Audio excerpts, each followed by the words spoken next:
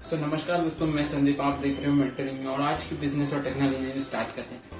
सबसे पहली न्यूज है केएफसी को लेकर। केएफसी के ऑपरेटर देवयानी इंटरनेशनल का आईपीओ आ रहा है। जी हाँ, ये एक दूसरा फूड को रिलेटेड एक आईपीओ हो सकता है जोमेटो के बाद। और लाइन में और भी कई आईपीओ से फूड टेक को लेकर, एडटेक को लेकर, और पेटीएम का भी। इनका कहना है कि ये अपना आईपीओ फाइल कर चुके हैं 1838 का, जो कि 1838 रुपए करोड़ का आईपीओ इन्होंने फाइल किया है सेबी को। और इनकी प्राइस रेंज होने वाली है 86 to 90 के बीच में। और ये हो सकता है इनकी सब्सक्राइब कर सकते हो आप इनके आईपीओ को 4 अगस्त से लेकर 6 अगस्त के बीच में। और इन्होंने कहा है ये फ्रेश इश्यूज करने वाले 440 करोड़ के फंड्स को, और 15 करोड़ के फंड्स को इन कुछ इन्वेस्टर अपने ही फंड्स को सेल पे निकालने वाले हैं, यानी कि वो एग्जिट लेना चाहते हैं, इसके लिए वो अपने फंड्स को सेल पे लाने वाले हैं। काफी इंटरेस्टिंग होने वाला है। ये भी आईपीओ शायद हिट जा सके, क्योंकि जोमेटो की जो एनवायरनमेंट क्रिएट करके गया एक सक्सेसफुल आईपीओ देके गया इसी वजह से।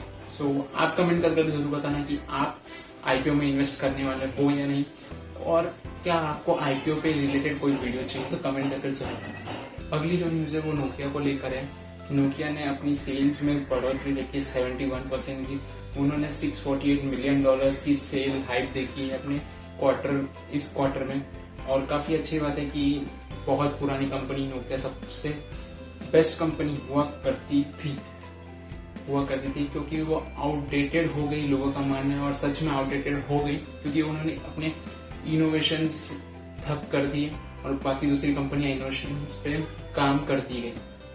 तो उनका सीईओ का कहना है कि अब इस मॉडल पे, जिस मॉडल से हमें रेवेन्यू जनरेट हो रहा है, प्रॉफिट जनरेट हो रहा है, हम इसी मॉडल को कंटिन्यू करने वाले, और कोई मॉडल शायद हम अपना नहीं पाएंगे अब तक। और काफी अच्छा कहना है कि जो लॉस मेकिंग कंपनी थी वो अब वापस से प्रॉफिटेबिलिटी को स्केल करने पे ध्यान देती है। काफी अच्छी चीज है। सॉफ्टबैंक जो है ऊबर का सबसे बड़ा इन्वेस्टर, वो अपने शेयर्स को सेल करने वाले हैं $2.1 बिलियन पर। ब्लूमबर्ग की रिपोर्ट से देखा जा रहा है तो है 100 मिलियन शेयर्स है जिनकी वैल्यू हो रही है 2.1 बिलियन। और सॉफ्टबैंक जो कि इंटरेस्टेड थे और इन्वेस्ट भी किया था चाइनीज ऐप में दीदी करके, और जिनके उस कंपनी के भी शेयर्स नीचे गिरे, क्योंकि चाइनीज गवर्नमेंट के रूल्स के कंप्लाई करते हुए इन्वेस्टर्स ने अपना पैसा वापस खींच लिया, और टेक कंपनीज के सारे के शेयर गिर गए। तो उसी डर की वजह से सॉफ्टबैंक ऊबर में से भी अपना पैसा निकालने वाला है। और शायद दूसरे रीजन तो थे ही कि वो हमेशा से सोच रहा था पिछले 6 या 1 महीने से कि हमें अपने पैसे निकालने चाहिए। तो क्या आप इसे अच्छा मूव मानते हो कि $1 बिलियन कंपनी से अपना 2.1 बिलियन पैसा निकालना क्या एक सही मूव है? कमेंट करके जरूर बताना। इलॉन मस्क की कंपनी न्यूरालिंक ने $205 मिलियन रेज किए हैं गूगल वेंचर्स फाउंडर्स फंड्स और कुछ और इन्वेस्टर्स के साथ सिलिकॉन वैली में। और ये न्यूरालिंक कंपनी की मैं थोड़ी डिस्क्रिप्शन दे देता हूँ। न्यूरालिंक एक्चुअली इलॉन मस्क की एक ऐसा इनोवेशन, नेक्स्ट लेवल इनोवेशन है, शायद ये मार्स तक पहुंचने से भी बड़ा इनोवेशन कह सकते हैं आप इसको। अब आप सोच रहे हो कि ये कौन सी चीज है। इलॉन मस्क हमारे दिमाग में एक चिप घुसाने वाले हैं। जी हाँ, एक चिप घुसाने वाले हैं जिसकी मदद से हम दिमाग को पढ़ सकते हैं, यानी कि आप एक दूसरे से साथ कम्युनिकेट कर पाओगे बिना कुछ बोले, सिर्फ उस चिप की मदद से जो आपके दिमाग में होगा। और इसका वीडियो उन्होंने एक प्रोटोटाइप बना के रिलीज किया था कुछ टाइम पहले, और उन्हें अब $205 मिलियन की फंडिंग भी मिल गई है। काफी एक्साइटिंग होने वाला है, क्योंकि ये पहली चीज होने वाली है कि दिमाग के अंदर कुछ चीज जो हम स्काई-फाई मूवीज में देखते हैं या हॉलीवुड मूवीज में जो सोचा जाता है वो वीएफएक्स के साथ होता है, बट ये रियल लाइफ में होने वाला है। तो काफी मजा आने वाला है। कमेंट करके जरूर बताना कि इंडिया में इसका फ्यूचर कब आने वाला है, और क्या इंडियन कंपनी कुछ ऐसा क्रिएट कर सकेगी। 100% श्योर हो कि कुछ ना कुछ इससे रिलेटेड क्रिएट हो जाएगा इंडिया में जल्दी, बट इंडिया के साथ होगा तो इसराइल के डिफेंस मिनिस्टर ने कहा कि हम जो एनएसओ ग्रुप है, जो पेगासस स्पाईवेयर की जड़ थी, उनके ऑफिसेस पे रेड मारेंगे, बट उनके एनएसओ ने कहा कि ये रेड हमें ऑलरेडी पता थी कि होने वाली। मतलब कि कहीं ना कहीं मेरे को लग रहा है कि ये सब झोल झाल मिलकर बनाया गया है और टारगेट कर रहे हैं कुछ स्पेसिफिक कंट्रीज को जहां पर बहुत प्लेंटी ऑफ डेटा पड़ा है, और जो डेटा बाहर आ गया तो शायद तबाही मच सकती है। जैसे कि इंडिया, अगर यहाँ पर पॉलिटिशियंस वगैरह की फोन ट्रैपिंग हो रही है, बड़े बड़े बिलियनर्स की इंडिया में फोन ट्रैकिंग हैकिंग वगैरह हो जाएगी, तो शायद फ्यूचर प्रोजेक्ट्स या प्रोडक्ट्स की उनकी तो धज्जियां उड़ जाएगी। क्योंकि अगर मार्केट में प्रोडक्ट पहले ही लॉन्च होने से पहले ही अगर बात लीक हो गई तो उसके शेयर तो सोचो ही मत, उसकी ऐसी हो जाएगी कि हम सोच भी नहीं सकते।